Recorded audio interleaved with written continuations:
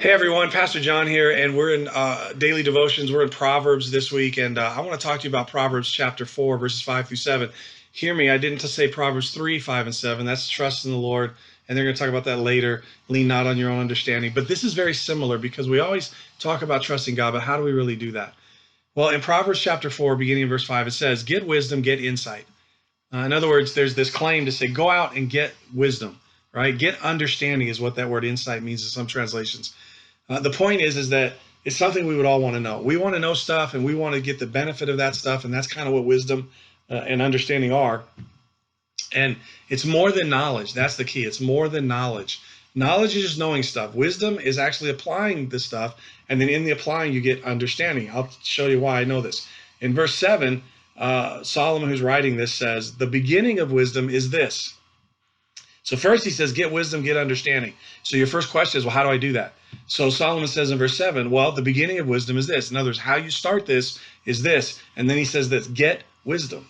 So the beginning of wisdom is get wisdom. That doesn't sound really deep at first, right? But then he goes on and says, whatever you get understanding. Here's what Solomon is encouraging us to do. And this is something he heard from his dad, and a lot of people hear from their dads. And when they say that, it could be a real dad, a physical dad, a literal dad, could also be a spiritual mentor or something like that.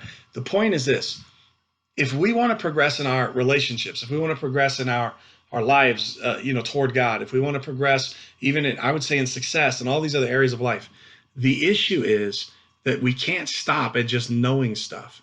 If we just stop at knowing stuff, that's not enough.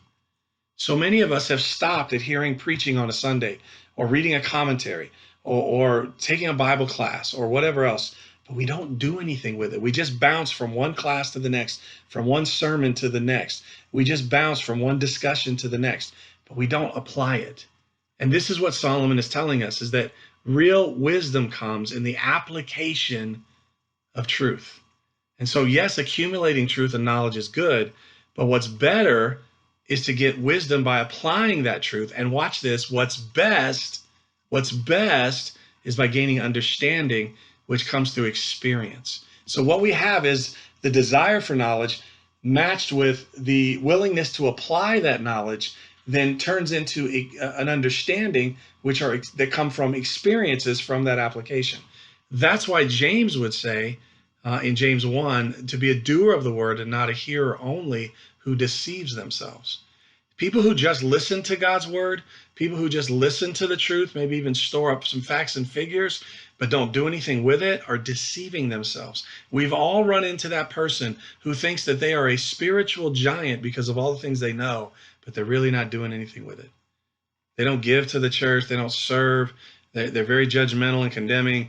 I'm not saying every person that is like this, but we've all run into somebody like that.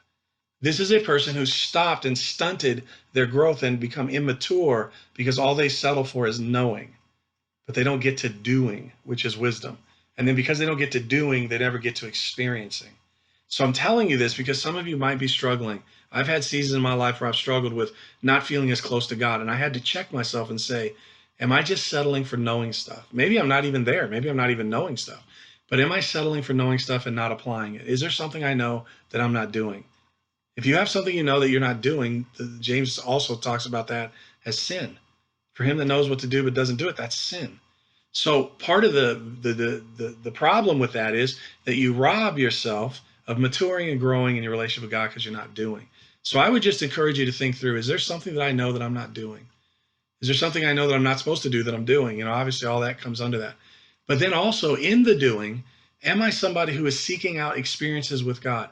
Sometimes in our Baptist churches, I don't know if you know, some of us are Baptists, we get afraid of experiences. But experiencing God is, again, how we gain understanding. Because now we get to say, I knew something as a fact or a figure. I applied it. Something happened in my life. And now I'm on the other side. And I look back and I go, oh, God, now I know.